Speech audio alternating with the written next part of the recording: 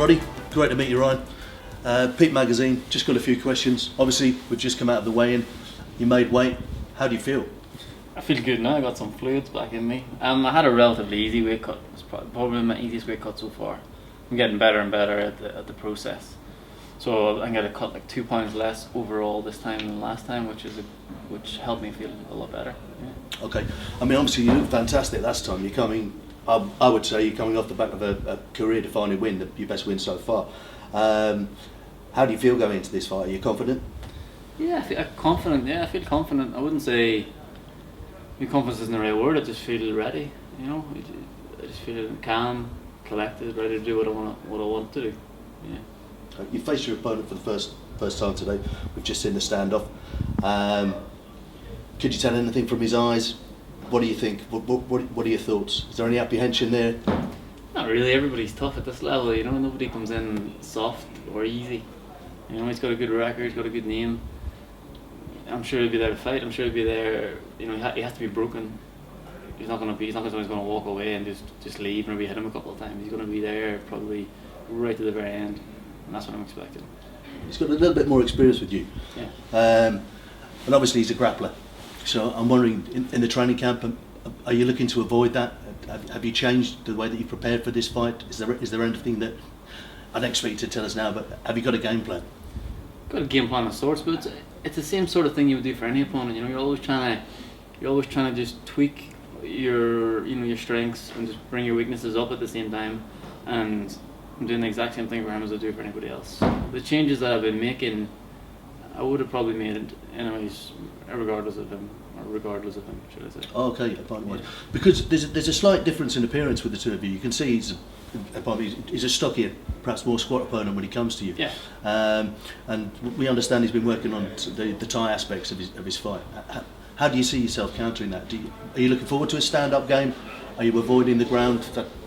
That's what I'm... Yeah, I know what you're saying. It's like I'm a brown belt in PTJ and so is he. You know, he's got a slightly better pedigree in terms of what he's been able to do so far in his fights in MMA. But I'm not scared to grapple with him. I'm not scared to strike with him. I feel like striking, I've got a little bit of an advantage there. But we'll see on the night. You know, he's got an awkward style. He swings bombs from areas that you wouldn't necessarily expect. He hasn't got a very classical style. He's been in Thailand, but I'm not sure. I don't know if he's been training that much Thai boxing in Thailand. You know, it just depends what he's been doing. He's not made for Thai boxing. His body type, you know. He's made to box and to stay low and to shoot takedowns. It could suit your style. Yeah. Because if he's facing you with a Thai stance, then your stand-up game. I'm hearing that you've got a lot of power now. That you've worked a lot on your striking. One thing that I think a lot of people would like to know is that. Are you apprehensive of working on the ground, or have we not really seen what you're capable of in that aspect of the fight? I'm not apprehensive, no. Like, do you know what? Like, a lot of people in the gym would say I'm a grappler. I'm a better grappler than a striker. Although when you watch my fights, maybe you would say I'm a better striker than a grappler.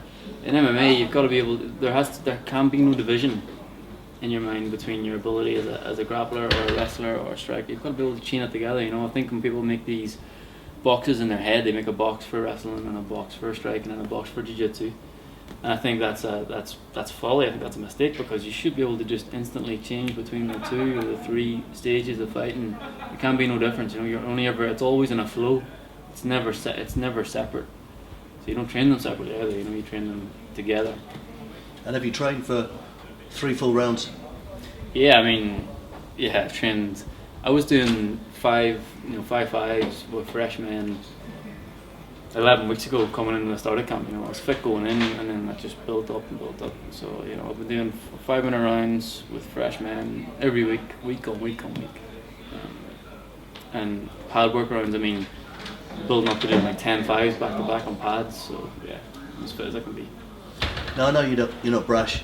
I know you're not an arrogant fighter. And I know you're composed and you like to keep yourself to yourself, but I've got to ask you, do you have a prediction? No, I never have a prediction for a fight. I think it's the obvious question to ask somebody, can they predict their fights and stuff? But it's always going to give you a cliched answer, because nobody goes into a fight thinking, you know, everybody thinks I'm going to knock this guy out, or I'm going to submit, I'm going to finish him. And if you're not thinking that, you're in the wrong sport. You've got to be thinking that. Surely I can't believe that anybody comes to fight me and doesn't think that. You know, But in reality, you can't turn around and say, I'm going to do this in this round, or else you're not fighting a guy at your level. You can say it if you're fighting somebody that's terrible. You can say, I'm going to pick the round, pick the shot. But if you're fighting a guy at a high level, on your level, I think you've got to be able to just get past the point of predictions and just be able to go with it, stay on the flow. Does that make sense? It makes sense. Yeah, so when I just go with it, I'm not thinking I have to finish him in this round or that round. I'm just thinking, alright, just let it happen. Just let my subconscious take over. I've done all the training, I know what I need to do, and I just enjoy it. I know this is a fan's question, and it's a question that fighters never want to answer. But let's say the prediction is, and the combination is, that you win tomorrow night. What's the next step for you? Are you able to look forward? Where do you see yourself going? There is no next step, Steve. You know, it's like I've never been one of those people that sits in stages like a linear progression. I've never thought of myself as beat this guy and that guy and that guy or whatever. It's always just do what you're doing on that day.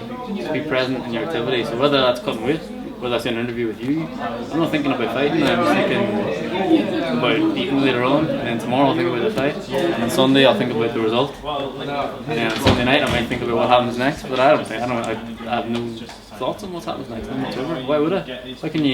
Why? It's just a waste of your energy thinking about the future when it'll come. Well, it's a pleasure to talk to you today, Ryan. I wish you the best of luck tomorrow evening. I wish you a safe fight. I look forward to talking to you again after the fight. On behalf of Peep Magazine, Steve Oliver, Ryan Roddy, good luck. Great to talk to you. Thank you very much indeed.